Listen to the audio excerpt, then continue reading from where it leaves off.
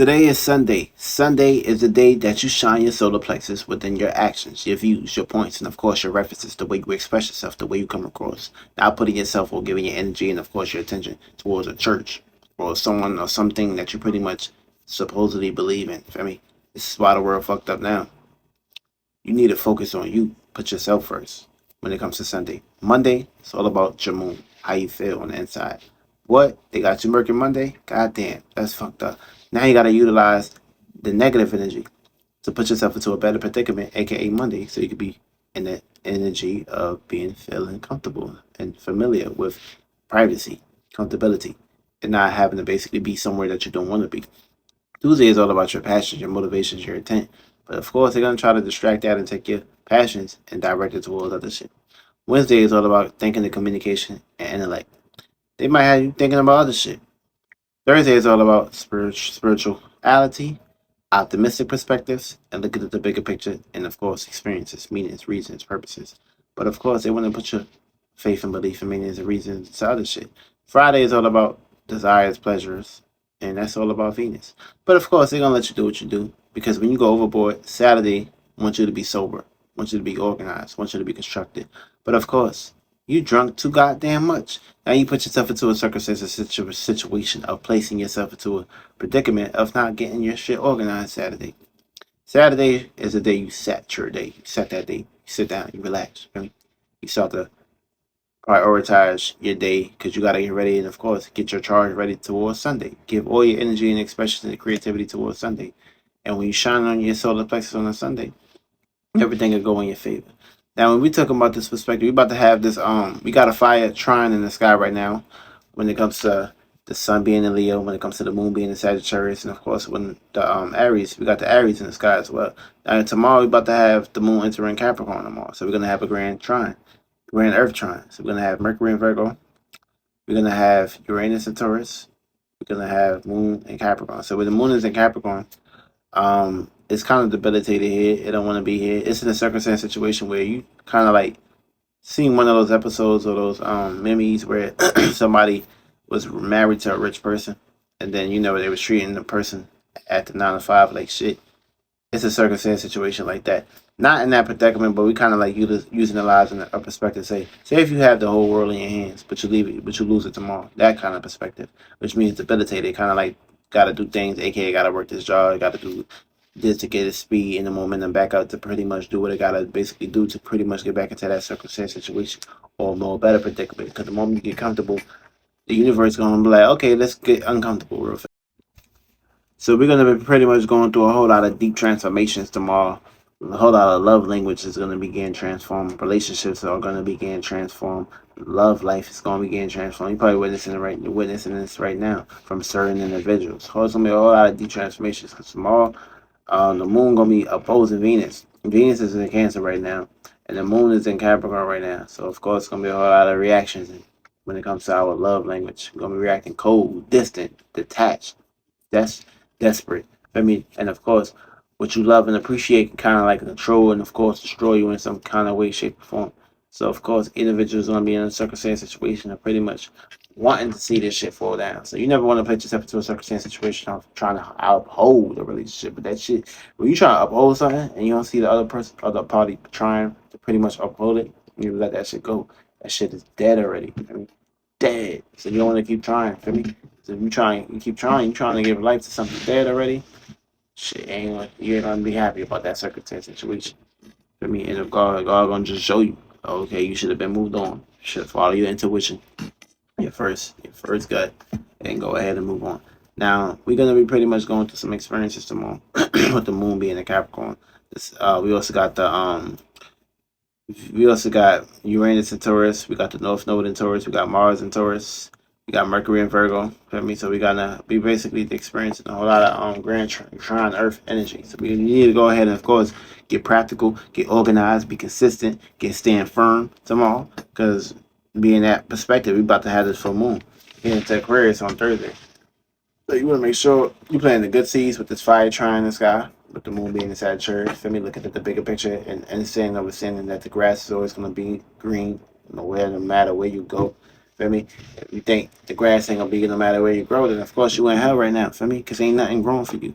Feel me? All you're gonna be seeing is red flames, shit being destroyed. So you gotta come up with a new way of doing things. Feel me? But with this grand fire trying Earth, it's good to pretty much destroy some shit. For me, it's good to kind of like separate or get away from individuals that pretty much that don't see eye to eye with you. For me, if y'all ain't seeing eye to eye, if y'all ain't like really in the same space and location, or at least trying to create a space and location where y'all can have a vibe that y'all can kind of like build and create, then it's kind of like a waste of time. It's like, what are we doing? It's like frustration is going to pretty much be made in that process. Time is you got many lives, you got many time, but you ain't got time to be pretty much wasting time in the flesh that you're in right now, because you never know when you're gonna be reborn. You never know what's gonna be your time to pretty much create another form or die again. Never listen to anybody that said you got one life to live. That motherfucker dumb as fuck. Don't let them put that poison in your mind. You got endless lives. For me, that's why you think how you think you got hit. So yeah, life always continues. Every time you dream, when you die, you dreaming. That's basic. Now take heed. Now take heed. If you got Pluto and Capricorn in your first house, this means you need to come up with a new way of taking full power and control over your personal life, your personal goals, your personal responsibilities, your personal duties, your personal obligations. And you need to personally go ahead and, of course, take care of that shit. Nobody else need to be involved in that circumstance situation. Now, it's going to oppose you is going to be the seventh house and Venus. Individuals that you truly value and love and appreciate are going to kind of like, get intervene with that shit. And, a bullet have no name. So you gotta let these motherfuckers know up front and personal what you getting yourself into when the Pluto getting the Capricorn. Let the motherfuckers know, like, yo, stay your ass over there. I'll deal with you in a second. Now, be aware. You don't take power control of your first house, your personal goals, duties, responsibilities, and obligations. Then, of course, what's going to happen is you're going to get opposed. Your seventh house. Seventh house is going to take power control of that shit. AKA, they're going to take the power or the bullet of being involved when it comes to your ways of relating. You don't want to take that bullet. That bullet was aimed for you. Now it's up to you to be on your Neo shit and make sure you don't get hit with that bullet. And, of course, get on your bullshit. Now, Pluto wants you to take full power control and full responsibility over your personal life. If you can do that, everything succeeds. Now you're gonna be fulfilled when it comes to your eighth house, your deep desires, your passions, your motivations, and of course, with your second house is gonna be fulfilled. I'm lying. Your second house is gonna be fulfilled. Take care of yourself, and of course, you can go out there in the world and value others and be valued by others in a better predicament. Now, if you got this in your second house, you're gonna be placed into a circumstance situation of understanding that Pluto don't fuck with the second house. It get transformed in that area, and you can also witness a circumstance situation of getting transformed when it comes to the things that you truly value. If you deeply truly value something way too much, you need to understand that saying Pluto is here, Capricorn is here. So this is pretty much new transformations. You need to come up with a new way of transforming the things you value, appreciate, your stability, your safety, your security, your resources, your material, your goals, responsibilities. You need to go ahead and, of course, come up with a new way of doing that. Now, what's going to oppose you is going to be your Venus and Cancer in your eighth house.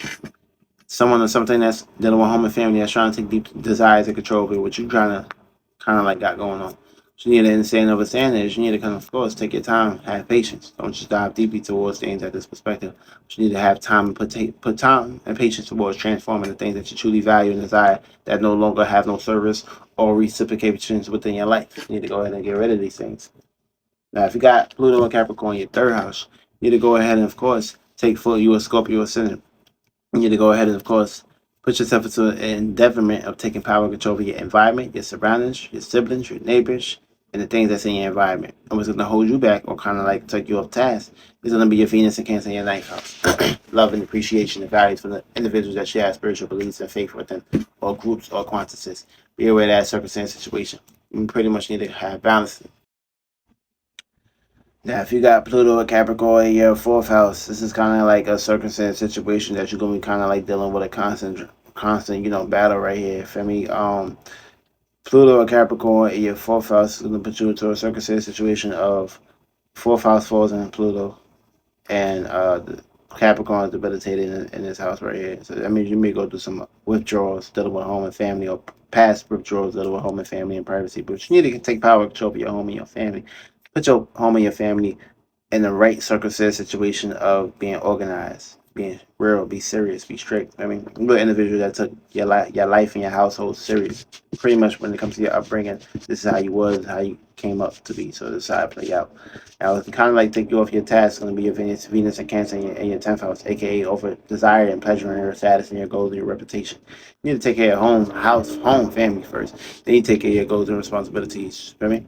Now, if you got to see your 5th house, you're going to be placed in a circumstance situation of having the need to take power control over your creativity, your fun, and of course your entertainment, your enjoyment. You need to take power control over that, transform that shit, come up with a new way of bringing fun, entertainment, and enjoyment within this lifestyle. Now, if you got this in your Venus or Cancer, your 11th house, you're gonna be placed into an area and location of pretty much dealing with oppositions of wanting to appreciate and admire you from outside, behind the scenes. I mean, you got to see your what you would call that. You call that your real support come from unknown individuals. That's what you would say. Now, if you got to see your 6th house, you could be placed into an endeavor, man. Pretty much needing to take power control over your health work routine. Of course, come up with a new way of dealing with your routine and obligations in a more conductive kind of perspective. What's going to oppose you and hold you back is Venus and Cancer. 8 year motherfucking 12th house where it's going to be exposed. You're going to pretty much, you're going to be dealing with a whole lot of good dreams, imaginations, fantasies, almost to the point you forgot to take care of your 6th house. 7th house. You're going to be pretty much going to the extremes and going through a whole lot of debilitations when it comes to your relationships and your love language. Try not to allow your love language or your relationships to fuck things up. I mean, you need to take power control of your relationships. If this individual is not relating with you or corresponding with you when it comes to equilibrium and balance, you need to go ahead and transform and get rid of that. It's going to oppose you. You're going to be the opposer. 8th house. You need to come up with a deeper way of taking power control of your desires, your passions, your motives, or sex, your sexual habits. I mean, you utilize sex to get you to your goals, your manifestations, what you're trying to manifest, sex magic, sex power. I mean, you know, it's how you got here. So how you think other shit gonna manifest for you? Yeah, you gotta be in the right space though. Now, what's gonna oppose you and hold you back is up your 2nd house. People, places, and things that's gonna kind of try like value or take things that you truly value and admire away from you during this time. Or aka they can pretty much be like, parasites hanging on to your balls or hanging on to your clit. You need to let these individuals let them know like, yo, well, off, fall back, fall back. I gotta handle my 8th house. Then I can see you on the surface. Now, if you got Pluto and Capricorn in your 9th house, Capricorn is in a circumstance situation of dealing with its fall from 9th house. So the 9th house falls in Capricorn. That means you're gonna fall into the abyss. You're gonna fall into some shit that's gonna work in your favor, or you're gonna fall into some shit where you need to get above your ass. Put your hope and your faith and your luck, and of course take power and control over the faith, imagination, and beliefs that you believe in, and direct that towards your status, your goals, your responsibilities, and duties, and of course obligations. Yeah, now Venus and Cancer is gonna kind of like have you ring around the rosy when it comes to your surroundings, your environment, and siblings, and neighbors, and things that's within your environment. It can kind of like take you up task when it comes to you looking at the bigger picture. So look at the bigger picture, and whatever comes after that, you just use that shit to add on towards the bigger picture. This way you ain't lost to the 3rd house, the environments, look at the details. You just look at expanding, of course, getting, of course, and rising above the equations in that circumstance.